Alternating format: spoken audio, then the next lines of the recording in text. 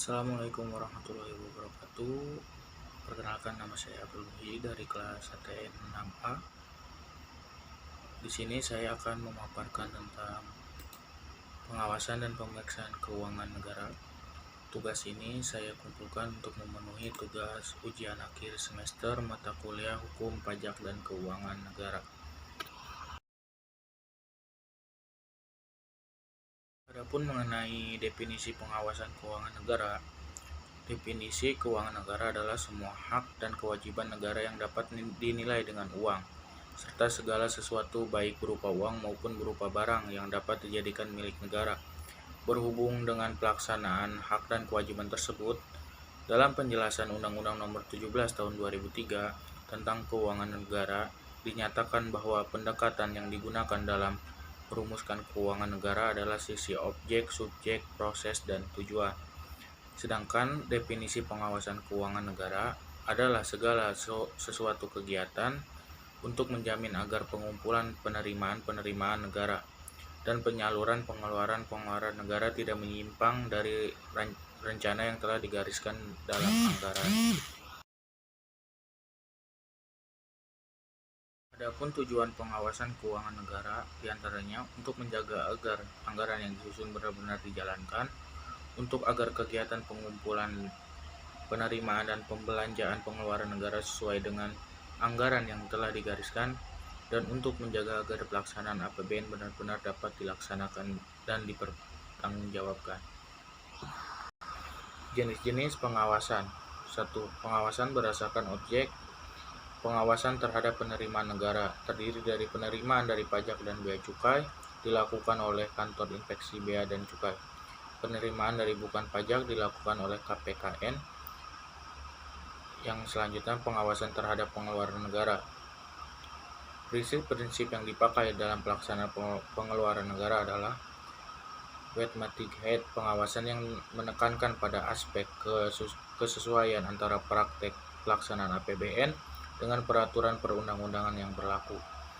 Yang kedua, Rejmatic-Head, pengawasan yang menekankan dari segi legalitas praktik APBN.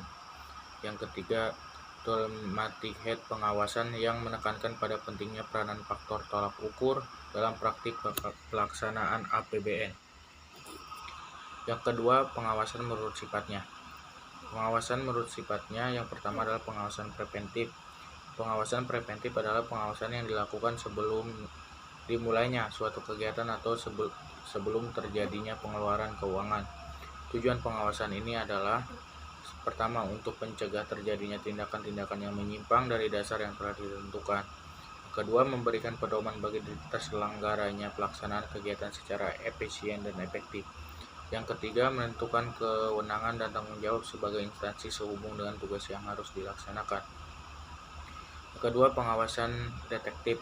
Pengawasan detektif adalah suatu bentuk pengawasan yang dilakukan dengan meneliti dan mengevaluasi dokumen-dokumen laporan pertanggungjawaban bendaharawan berdasarkan cara melakukan pengawasan detektif dibedakan menjadi dua, yaitu pengawasan dari jauh.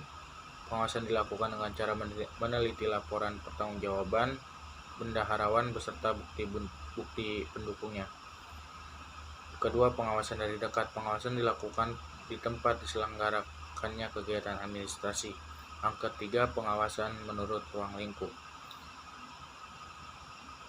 Pengawasan internal. Pengawasan internal dibagi menjadi dua, yaitu pengawasan dalam arti sempit, yaitu pengawasan internal yang dilakukan aparat yang berasal dari internal lingkungan adalah pengawasan internal dari internal lingkungan, departemen atau lembaga yang diawasi.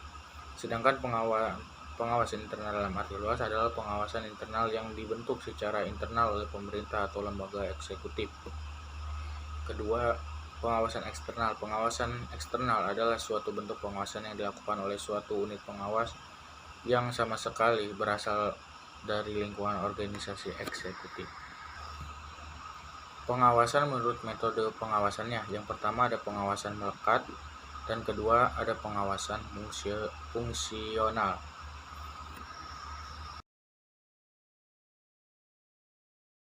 Selanjutnya adalah teori dan hukum pemeriksaan keuangan negara.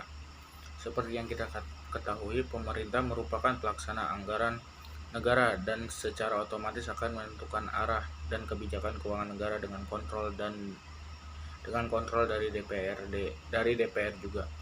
Kebijakan yang dikeluarkan oleh pemerintah yang nantinya akan digunakan oleh pelaksana itu sendiri, yaitu departemen-departemen serta lembaga negara.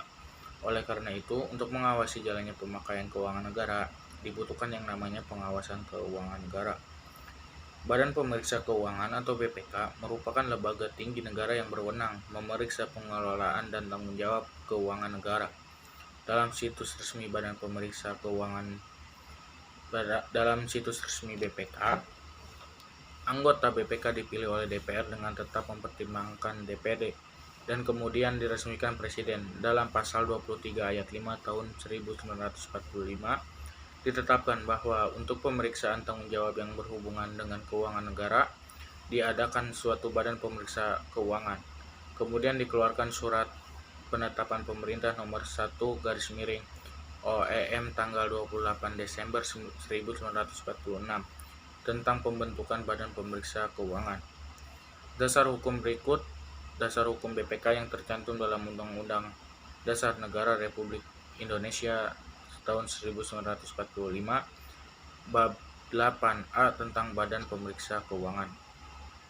Pasal E.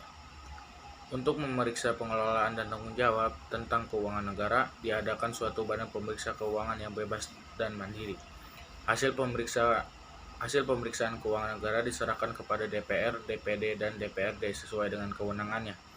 Hasil pemeriksaan tersebut ditindaklanjuti oleh lembaga perwakilan dan atau badan sesuai dengan undang-undang. Yang B. Pasal 23G, BPK berkedudukan di ibu kota negara dan memiliki perwakilan di setiap provinsi. Ketentuan lebih lanjut mengenai BPK diatur dengan undang-undang. Nilai-nilai dasar BPK. Pencapaian cita-cita yang tertuang di dalam visi dan misi akan dilaksanakan oleh seluruh pegawai dengan berlandaskan pada nilai dasar sebagai berikut. Yang pertama, integritas. BPK membangun nilai integritas dengan bersikap jujur, objektif, dan tegas dalam menerapkan prinsip nilai keputusan. Independensi. BPK menjunjung tinggi independensi baik secara kelembagaan, organisasi, maupun individu. Dalam semua hal yang berkaitan dengan pekerjaan pemeriksaan, BPK bebas dalam sikap mental dan penampilan dari gangguan pribadi, eksternal dan atau organisasi yang dapat mempengaruhi independensi. Yang ketiga, profesionalisme. BPK membangun nilai profesionalisme dengan menerapkan prinsip kehati-hatian, ketelitian, dan kecermatan, serta berpedoman kepada standar yang berlaku. Mungkin segitu pemaparan yang bisa saya sampaikan mengenai pengawasan dan pemeriksaan keuangan negara. Atas perhatiannya saya ucapkan terima kasih. Kurang lebihnya mohon dimaafkan. Wabillahi taufiq wal hidayah. Wassalamualaikum warahmatullahi wabarakatuh.